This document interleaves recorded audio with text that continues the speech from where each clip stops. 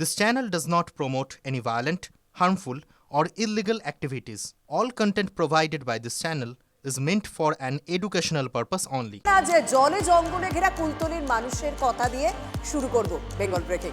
নদী পাড়ের এই লোকজন আক্ষরিকভাবে না জলে পড়ে রয়েছে। তারা বাইরে বেরোবেন কিভাবে? কারণ কুমির ছানা দেখানোর মতো বোট এলেই রাস্তায় খোঁড়াখুড়ি হয়, আর বোটের আগে সেই একই গপ্প। এবার হেস্ত নেস্ত চাইছেন এই নদী পাড়ের মানুষগুলো।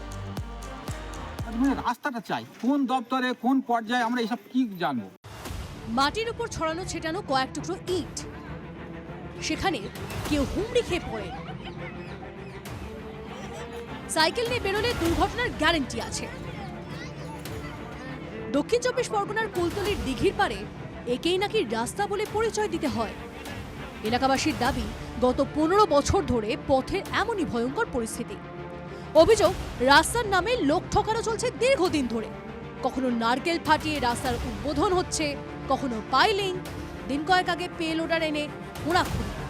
ভুক্তভোগীদের হুঁশিয়ারি, এবার রাস্তা না হলে ভোট বয়কট করা হবে। সে খুলে চলে গেছে 6 ফুট করার জন্য, আবার মাঝপথে তার বন্ধ করে দিল, যে বললো আমি 8 ফুট করবো বলে সেও আউট হয়ে গেল। গ্রামের মানুষ ঠিক করেছি যে রাস্তাটা ঠিক করতে হবে, যে কোনো মূল্যে কালেকশন করে হোক, তারপরে যারা ভোট চাইতে আসবে ভোট তাদের দেওয়া হবে না। এলাকার তৃণমূল পরিচালিত পঞ্চায়েত কি করছে? তারা নাকি দেখাচ্ছে সুন্দরবন উন্নয়ন দপ্তরকে। পঞ্চায়েত সমিতি যেন আকাশ থেকে পড়ছে। কারো মুখাপেক্ষী না হয়ে নিজেরাই রাস্তায় হাত দিয়েছেন গ্রামবাসীরা। আর রাস্তা কেন করছেন? জনসাধারণ। কোনো সংখ্যালঘু উন্নয়ন তো হয়নি, সংখ্যালঘুদের ঢাকা দেওয়া হয়েছে।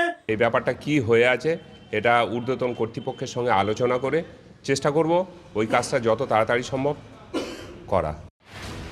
পথশ্রী রাস্তাশ্রী প্রকল্পে কুলতলি বিধানসভায় 100টি রাস্তার শিলান্যাস উদ্বোধন হয়। সেই তালিকায় নলগোড়ার রাস্তা আছে কি না জানা নেই, তবে রাস্তায় বেরিয়ে হাড়গোড় বেরিয়ে যাচ্ছে লোকজনের। দক্ষিণ চব্বিশ পরগনা থেকে অভিজ্ঞান নস্করের রিপোর্ট, TV9 বাংলা।